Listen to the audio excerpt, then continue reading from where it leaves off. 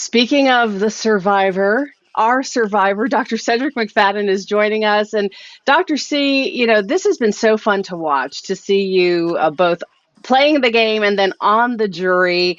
How are you feeling? It's over. Does it feel weird? It is over. Does it feel weird? No.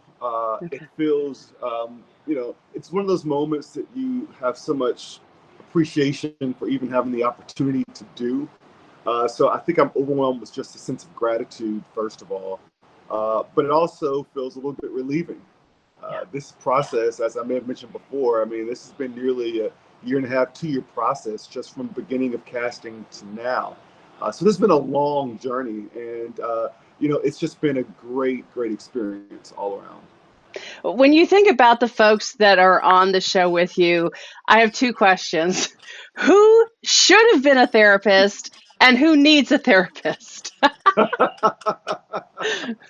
I mean, I think first of all, to answer the second part, I think all of us do. I think you have to have some degree um, of of a life experience to Yeah. sign up for this. But I think there's so many people that stepped up when somebody else needed them. Right? We Hmm. saw that throughout the season. I mean, certainly my own experience. We saw that with Star, with me. But there were times in which I did the same for others on our cast as well. We Yeah. certainly saw that with Joe and Eva. I mean, we all reach a point where you're at your low and you need just someone there to just give you a pick me up. And I think all of us could potentially serve as therapists, but at the same Yeah. time, need each other to get some therapy. When you think back to the show and how it went for the game part of it for you, what are you the most proud of? So I think I'm most proud of the fact that I did it, Mm, that I did not get swamped with the fears of the what ifs, right? I mean, you can talk yourself out of doing anything, and sometimes it's necessary, but sometimes talking yourself out of an experience like this allows you or gives you sort of that disadvantage of missing out on such a blessing and such a hmm. moment to grow as a person, and just have an experience that you would otherwise never have had. And you said grow as a person, so let's talk about that. Like, what do you think has changed in Cedric McFadden in relation to this experience? Oh, listen, when I first got back, my partners at work, they all said, "Oh, you've changed." Hmm. Um, I think there's a little degree of, I tend to work in a people facing space every day. I give customer service to my patients, and Sure. I think this experience kind of showed me a little bit how to handle more of those tough moments that you have to have. I mean, whether it's voting somebody out or whether it's how you have to make a correction in an employee, or a fellow team member, having some of those tough conversations that can make you feel uncomfortable. And this show really makes you have a lot of those uncomfortable conversations all the time. Yeah. The beauty in real life is that you don't have to have those tough conversations shrouded by moments of deceit. You can Hmm. have them in full truth. Right. And I think it's one of those areas in which I walk away feeling a little bit more empowered on how to handle not only myself, but those situations. So when it comes to being on the jury, what did it actually feel like? I mean, you were the first member of the jury. Yeah. There can be so many approaches to that, right? Some people are very bitter. Sometimes it's just a very emotional experience. Sometimes you're just pulling the whole way through for, I guess, your favorite person. How did it play out for you? I know it can be different for every member. You're right. I mean, for me, being on the jury just was an opportunity to see the game from a different lens, but also being in the game. Hmm. And for me, I was able to have conversations with new jury members, but also listening at tribal councils and having the chance in a final tribal council to ask those questions and to hear those responses. For, it was definitely, I think, a part of being the best of both worlds, right? Still being, having a hand to play in a very crucial moment of the game, but also having some of the luxuries of life, Yeah. of a bed and food and shower and just having a more of a slowed down pace.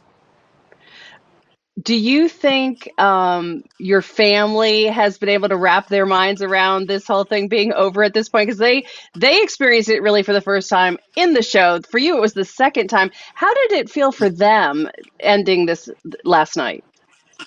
Well, I think it depends on who you ask. I mean, we're actually in LA right now, and so we were in the theater with all the cast members, with Wow. producers, a lot of the crew, and some fans, and they got a chance to see a little bit of the mania that is Survivor Ooh, that's firsthand. awesome.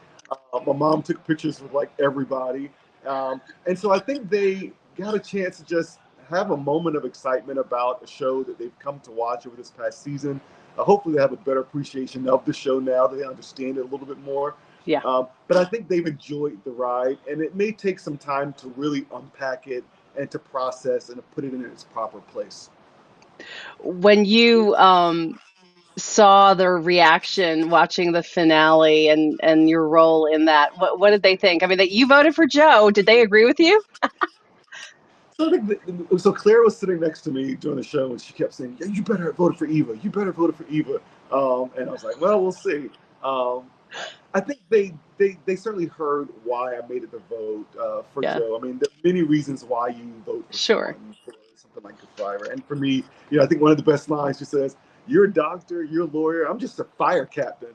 Yeah, That kind of moment just resonated with me. It was a humor moment. I mean, that was my game. I played with my heart. I played with some emotion, and he spoke to me, especially as a father who yeah, wants to do something to represent his family and to make his children's lives a little bit better. If I could have helped with that in any way, I think, as yeah. I said last night, this vote is for your family. Yeah, I mean, our final three were all so likable. I mean, they were all, Yeah. I think, likable characters.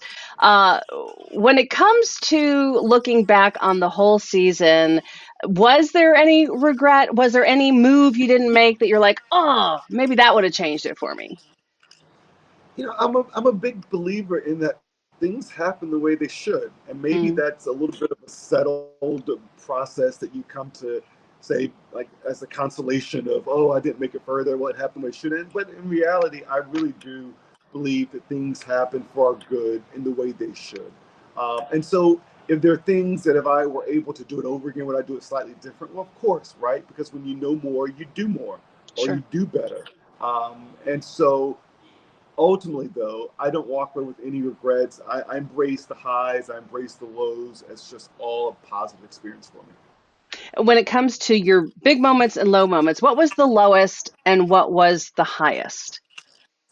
So I think the lowest was um, it was the second wall, Mm, and I think that was that conversation that Star and I had, yeah, because what you don't see when you watch that show is this has been day 10 or 12, and we've already been fighting. I mean, I was on the tribe.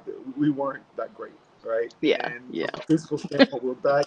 And so I think by the point that I got to a second wall that I knew I was going to struggle with. I had not eaten. It was just, I was at the lowest, mm, and I was feeling mighty low. And the conversations I was having with myself were starting to wear off. And that's when Star steps up and gives me a little bit more of what I needed. I think probably the highest I felt, I think, just starting the game. yeah, When we're walking, I mean, when we get on that boat and we're headed toward the beach to see Jeff, you're mixed with like excitement of like, crap, this is happening. This is yeah. happening now. It's real. And at the Yeah. same time, you're in this beautiful environment. I mean, you're on this speedboat in the middle of Fiji uh, Wow. on a gorgeous day, and that was perhaps one of the highs, because you come in with all the expectations of whatever this can be or will be. That was a great moment. When it comes to silly things like who had the worst camp hygiene, who who was stinky, Well, I think all of or us was were stinky. everybody? It was awful. All of us were stinky. I think when some of the habits, they used to call me dad, right? I mean, not like in a way that they wanted to be our kids, but they'd be like, all right, dad, in a way that was a little bit of a, Yeah. because they leave things around. Like, I'd walk around, there'd be somebody like socks sitting right here next to the fire. And I'd be like, whose sock? Whose shirt is this? And they'd be like, all right, dad, Put your stuff thanks. away. put your stuff away, right? And so I think they all had some issues. I mean, I'm sure I had mine as well. But there was just it's all made the dynamic of our tribe what it was. What didn't we see? That because some of the conversations you and I have had as the show played out was, well, what you didn't see was this, that, and the other. So, in other words, were there any things we didn't see that would have helped us to understand your game better? So you did not see early on the relationship I had with Justin. Okay. That was from day one. And you Hmm. didn't see, we talked a lot about Say and those challenges in our relationship. You didn't see the positive parts. They really showed you the bumpy parts. Every Gotcha. relationship has bumpy moments. And they Yes. showed you all the bumpy moments without all the other moments.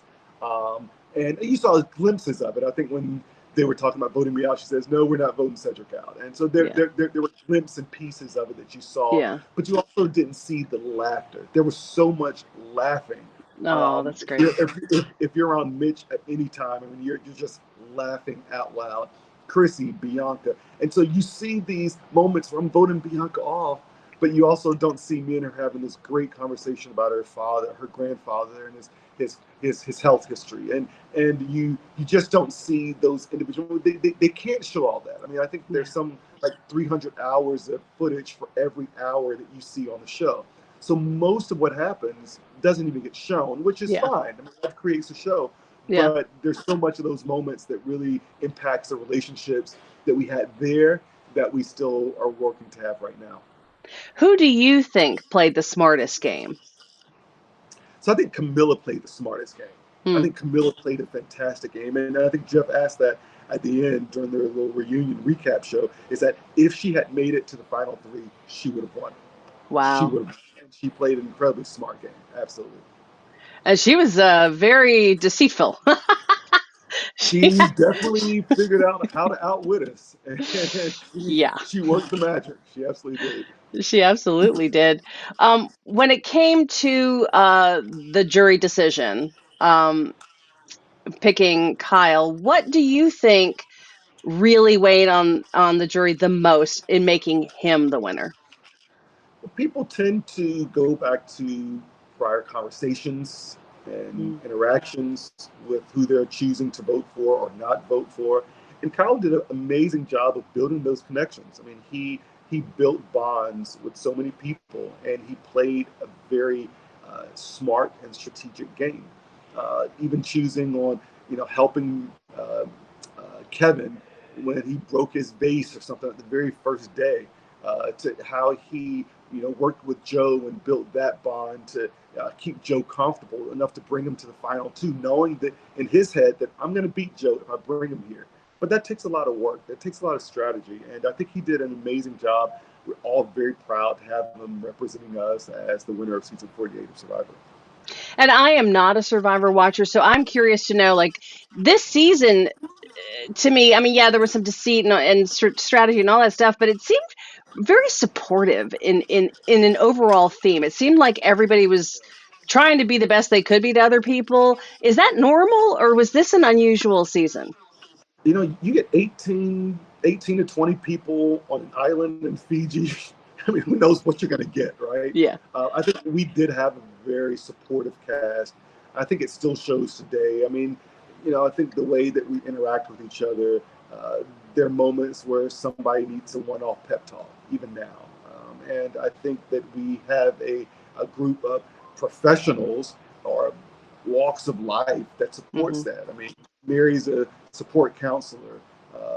I'm a physician. You have people that work in spaces like Mitch, who's a PE teacher at an elementary school. Yeah. Um, you bring all that together, you're bound to have some really cool interactions. Well, it's amazing. Are you amazed at how they do it, how they cast these shows and put the pieces together and then create the show editing wise? Yeah, I mean, I really wish they would at some point do a really good behind the scenes on how it's casted, because what you don't see is an amazing process that takes a while. It takes so many different people, from the psychologists. It takes, from meeting the CBS network execs.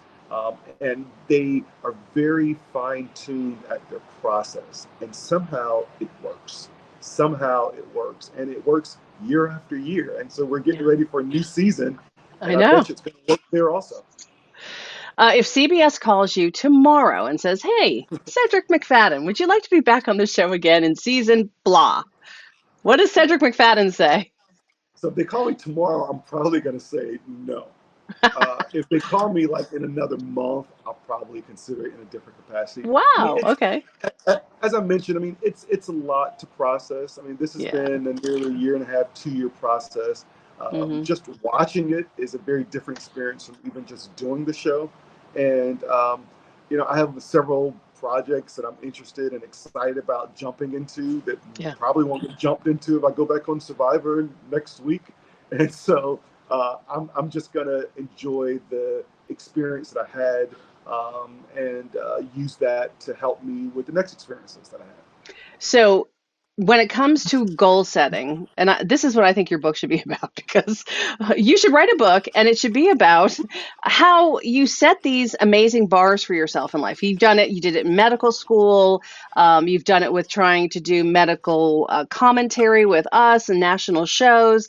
And you said, I want to be on Survivor, and you did that. So my question is, what's the next goal for Cedric McFadden?